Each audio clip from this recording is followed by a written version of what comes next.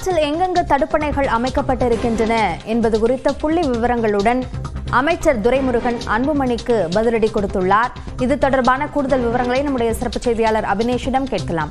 அபினேஷ், நீர்வளத்துறை அமைச்சர் துரைமுருகன் தன்னுடைய அறிக்கையில் என்னென்ன அம்சங்களை குறிப்பிட்டுள்ளார்? நீர்வளத்துறை அமைச்சர் துரைமுருகன் பாமக தலைவர் அன்புமணி ராமதாஸுக்கு ஒரு பதிலடி அறிக்கையை கொடுத்திருக்கிறார். குறிப்பாக நேற்றைய தினம் அவர் வேலூரில் தன்னுடைய நடைப்பயணத்தில் மேற்கொண்டிருக்கக்கூடிய நிலையில அவர் அங்க இருக்கக்கூடிய அந்த மாவட்ட அமைச்சராகவும் மூத்த அமைச்சராக இருக்கக்கூடிய துரைமுருகனை கேள்விக்கக்கூடிய வகையில பொதுக்கூட்டத்தில் பேசினார்.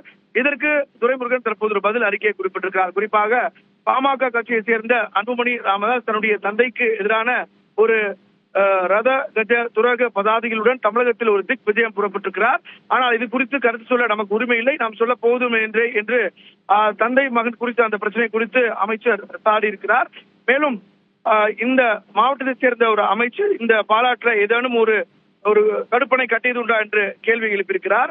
மறைந்த முன்னாள் முதலமைச்சர் கலைஞர் கருணாநிதி அவர்கள் பொதுப்பணித்துறை அமைச்சராக இருந்த போதும் ஆறுகளின் குறுக்கே தடுப்பணை கட்டுகிற ஒரு பணியை ஆரம்பித்தார்.